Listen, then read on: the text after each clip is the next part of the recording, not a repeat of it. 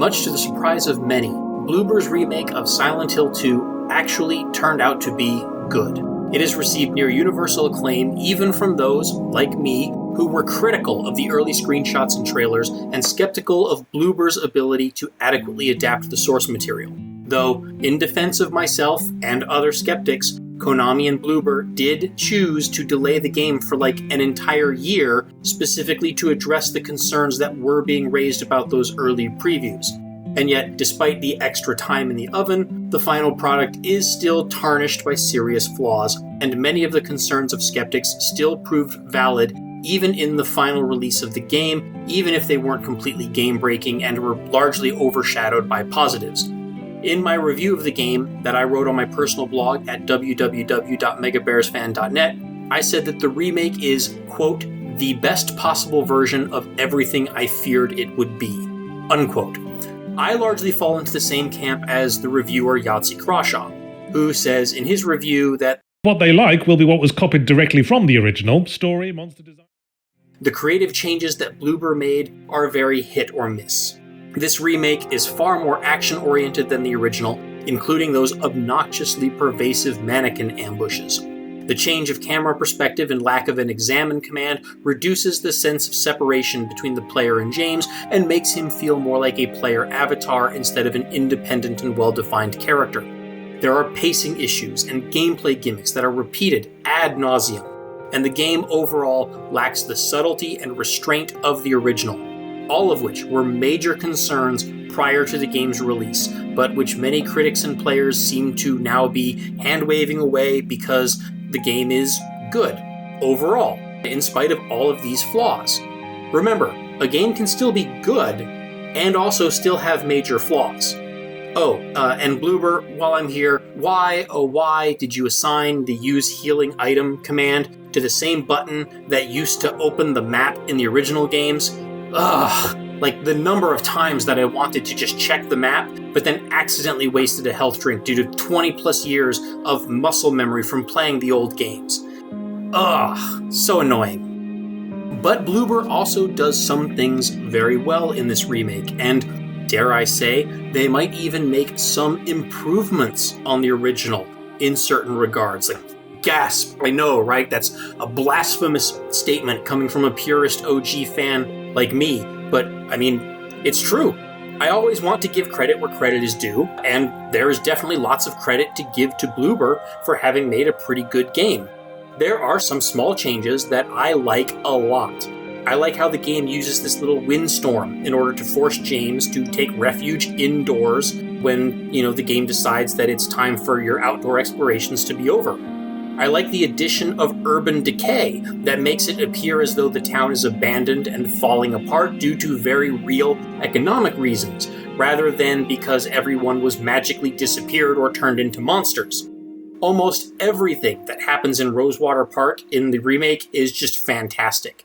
And then there's Eddie's performance, which is just so good. I do have some issues with the depiction and characterization of Eddie in this remake, but the actual performance by the motion capture and voice actor, and therefore by the digital actor, is absolutely sinister, and he steals every scene that he's in. But there is one creative change that Bloober absolutely hit out of the park with this remake. Not only is it a good set piece on its own right, and also something that is a major technical improvement over the original, but it's a change that legitimately reshaped my understanding of a large chunk of the original game. It's a change that made me say, so that is what the original was all about. It's the one thing that I think makes the remake worth playing for any fan of the original game, even if you don't like any of the other creative divergences from the original. Obviously, massive spoilers from here on out, so if you opened this video just to hear me say, yes, the remake is good-ish, then, well, there you go. I said it, and you heard it. Now is your last chance to close the video before I spoil one of the best and most important set pieces and story elements of the Silent Hill 2 remake.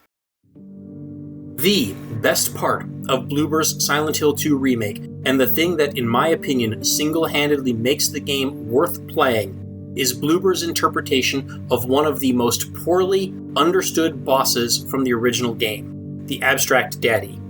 Ironically, a big part of what makes Bloober's Abstract Daddy boss encounter work so well is that in this one instance, it manages to turn one of Bloober's otherwise biggest weaknesses into a strength. And this is one of the reasons that I wanted to emphasize some of the weaknesses of the game in the intro to this video, especially the lack of subtlety, because in this one case, that thing that is a weakness in almost every other aspect of the game actually does work very well. Bloober's Abstract Daddy is much less subtle and more blunt compared to the original. I mean, the original Abstract Daddy was one of the least subtle things in the original game, but it was still apparently too abstract for many audiences, possibly as a response to concerns over censorship. If you were around in the early 2000s and were on like message boards and whatnot, then you may remember that many fans didn't even know what the heck the Abstract Daddy was supposed to be. It and its minion variants in the hotel, which the remake probably smartly removed entirely, often went by the name Doorman, because players thought that the rectangular frame that the monster seemed to be trapped within was a door frame, rather than what it is actually supposed to be, which is a bed frame. But it wasn't just the Abstract Daddy itself that was poorly understood by players, it was also the level in which the fight occurs. I will confess that I never particularly understood what the whole labyrinth was supposed to mean or represent in the original Silent Hill 2. I largely understood the meaning and metaphors behind the game's other levels, including the city of Silent Hill itself, or at least I have my own working theories about them, which may or may not have been correct. But I never got the labyrinth, at all. It always seemed like pure filler. My best guess was that the fractured environment represented James's fractured psyche, but I was never able to pick up on any other deeper meaning. At least, that is, until I played the remake. First and foremost, Bloober had the good sense to move the Abstract Daddy boss encounter to the beginning of the labyrinth stage, which might actually have been enough of a change by itself to make the meaning of the labyrinth more clear in the original. Mechanically speaking, it also helps to space out the boss fights with the Abstract Daddy and Eddie. In the original game, you fight the Abstract Daddy, then solve one puzzle, then fight Eddie. This little boss gauntlet was the bane of high-score seekers and no-hit speedrunners. In the remake, you fight the Abstract Daddy at the start of the labyrinth, and so you have the entire labyrinth level, which is admittedly overly annoyingly padded, just like every other level in the remake, but you have the entire labyrinth level between the Abstract Daddy and Eddie.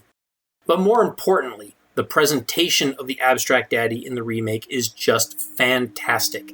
The Abstract Daddy encounter always dealt with some of the most heavy and dark subject matter in the entire game, in the entire original.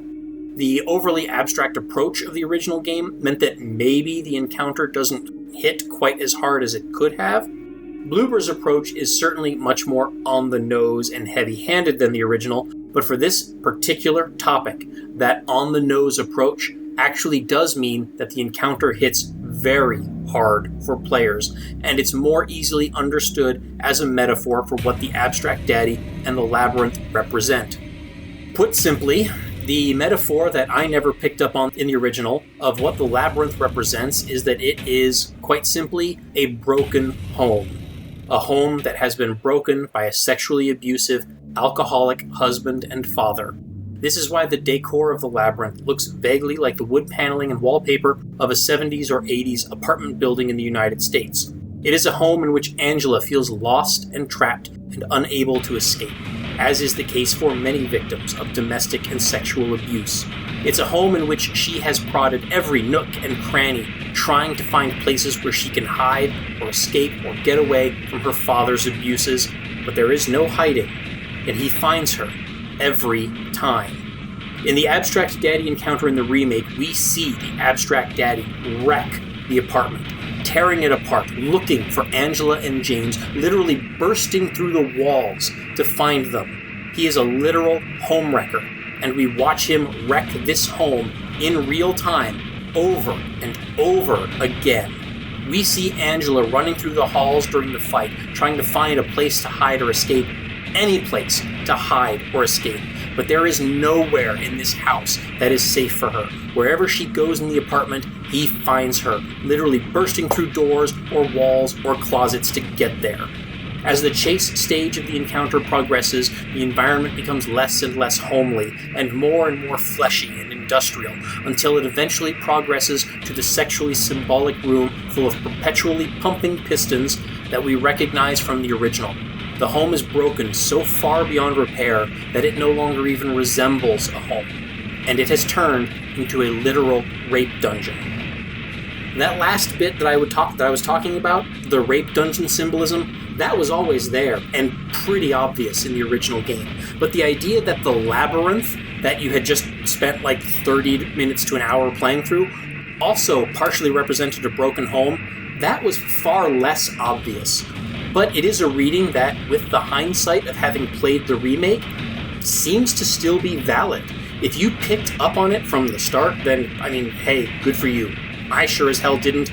I don't know of anyone else who did. I've never seen the interpretation of the labyrinth being symbolic of a broken home being on like forums or wikis or anything up until this point. So again, if that was the impression that you got, then you and Bloober were on the same page, and you might have been more observant and more astute than I and many other Silent Hill fans ever were. As I said before, the best that I and that many others were ever able to come up with for the meaning of the original Labyrinth is that it represents James's shattered psyche, his attempts to put his life and mind back together and to navigate his own personal trauma. But I also mentioned that playing the remake changed my perception of the Labyrinth. In retrospect, parts of the original Labyrinth also resemble the hallways or rooms of an apartment, and the reading that it represents a shattered home is still a viable interpretation. In the remake, we play the Abstract Daddy boss first, which means the player already has that image of the broken home in our minds before we go into the labyrinth proper. But in the original game, the Abstract Daddy is at the end of the labyrinth. It still resembles a broken home, but in the original, we see it first as maybe being James's home, broken by Mary's illness and her death. Maria sits in the middle of it, representing the home life that James wants to go back to. But after we find Maria dead again, the broken home becomes Angela's home, broken by an abusive father. But maybe it never stopped representing James's home.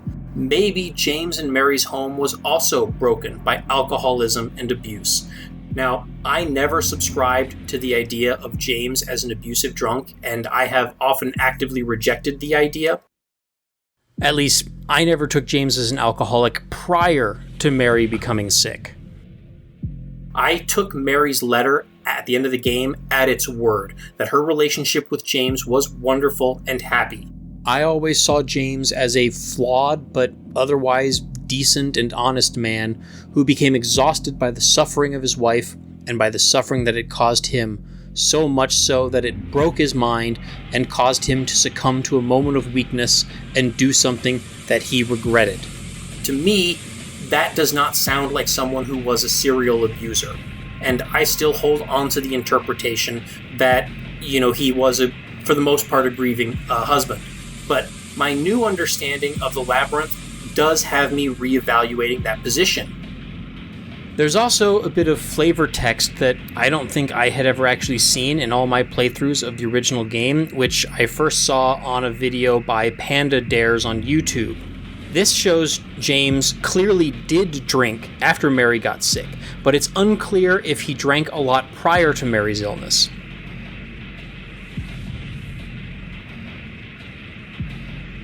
Maybe the only way that I'll ever be able to reconcile this is to accept that the original James and remake James are just not the same character, and I shouldn't think of them as such, and that remake James might be a drunk and a serial abuser, but the original maybe wasn't. In any case, regardless of what Bloober's Labyrinth might make me think of James, watching Angela run in terror through her own home while her monstrous daddy tears the place apart chasing her is evocative and powerful imagery. Yes, it is not subtle. It's about as direct as it could possibly be without being a literal flashback sequence. But it works, and it conveys the terror and the tragedy of the situation effectively, and perhaps much more effectively than the original did. Perhaps the original was constrained by censorship or budget or both, and Bloober did not have those same limitations. Maybe Bloober's version is closer to Team Silent's original vision, Or maybe it's just a simple retcon on their part, and none of this was meant to be in the original game. In any case, Bloober's interpretation of this encounter puts the player much more in Angela's shoes, so that those of us who have been fortunate enough to never experience such trauma at home, we can better understand her trauma and how it transformed the place that she lived from a home, a place that should have felt safe, into a torturous, hopeless, labyrinthine prison of abuse, all at the hands of someone who she should have been able to trust. This is, in my opinion, Bloober's greatest contribution to Silent Hill 2 as a work of art. It is the best part of the Silent Hill 2 remake. Thanks for watching. Now for my next video, I am planning to talk about what I consider to be the worst part of Bloober's Silent Hill 2 remake. I wanted to start with this positive praise first, so that people hopefully don't accuse me of just hating on the game for hate's sake, and that my criticism will be taken in good faith, in the good faith that it is intended. I grant that the remake is a good game, and it includes some genuine improvements over the original, but I definitely don't think that it's a masterpiece, or that it's the best horror game ever, and I absolutely do not think that it is better than the original, which I still hold up as a masterpiece and the gold standard of psychological horror in the video game medium. And I also don't think that the Silent Hill 2 remake should act as a replacement for the original. Hopefully, Konami will eventually put the original game on a digital storefront so that people can still play it, and hopefully it will be the actual original game and not the piece of shit version that was in the HD collection, because this is a game that deserves to be preserved and that deserves to be played by modern audiences who also deserve to see this game in its original vision. And for my viewers who do hate the remake or hate Bloober Team, I hope that this video gave you some respect or appreciation for Bloober's effort and their game-making skill. But the next video is going to give you a lot more of the catharsis that you might be seeking. I hope to see you all back then, and remember that you can support the creation of content like this on Patreon. At the very least, be sure to like, comment, subscribe, and share this video. Thanks again for watching, and thanks again to all of my patrons, past, present, and future, for your support.